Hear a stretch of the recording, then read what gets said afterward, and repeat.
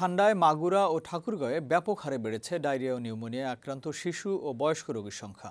তাদের নিয়ে পরিবারের সদস্যরা চিকিৎসার জন্য হাসপাতালে ভিড় করছেন। রোগীর সংখ্যা বেশি হওয়ায় দেখা দিয়েছে শয্যা সংকট। তবে রোগীদের প্রয়োজনীয় চিকিৎসা ও পরামর্শ দেওয়ার চেষ্টা চলছে বলে জানালেন চিকিৎসকরা। সংবাদদাতাদের পাঠানো তথ্য ও চিত্রে ডেস্ক রিপোর্ট। দেশ জুড়ে বয়ে যাওয়া হিমেল হাওয়ায় শিশু ও বৃদ্ধদের অনেকেই শীতজনিত রোগে আক্রান্ত হচ্ছে। হাসপাতালগুলোতে বেড়েই চলছে রোগী। বাড়তি রোগীর চাপ সামাল দিতে অনেক জেলায় হাসপাতালে হিমশিম খাচ্ছেন চিকিৎসক ও স্বাস্থ্যকর্মীরা। প্রায় 2 সপ্তাহ জুড়ে বয়ে যাওয়া শীতল বাতাসে মাগুরায় আক্রান্ত হচ্ছেন শিশু ও বয়স্করা। জেলার 250 শয্যা হাসপাতালের 10 বেডের শিশু ওয়ার্ডে ভর্তি রয়েছে শতাধিক শিশু। অনেকে চিকিৎসা নিচ্ছে ক্লিনিক ও বাসায়। বাচ্চার সমস্যা পাতলা পায়খানা, বমি, জ্বর। ডাক্তার বলে যে নিউমোনিয়া হয়ে গেছে। ঠাকুরগাঁও জেলায় সর্দি, কাশি, ডায়রিয়া, নিউমোনিয়া সহ শীতজনিত রোগে আক্রান্ত হয়েছে অনেক শিশু।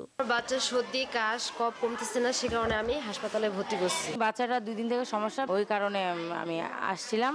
জেলা সদর হাসপাতালে আসন সংখ্যার থেকেও বেশি শিশু রোগী চিকিৎসাধীন রয়েছে। আমাদের শিশু ওয়ার্ডে রোগী যে ভর্তির যে একটা প্রবণতা সেটাও কিন্তু বেড়ে গেছে অনেকটা। সেবা আমরা দিচ্ছি, আমাদের সাধ্যমতো আমরা সেবা দিয়ে যাচ্ছি। মৌসুমের এই সময় শিশু ও বয়স্কদের সাবধানে রাখার পরামর্শ দিলেন বিশেষজ্ঞ চিকিৎসকরা। ডেস্ক রিপোর্ট, বৈশাখী সংবাদ।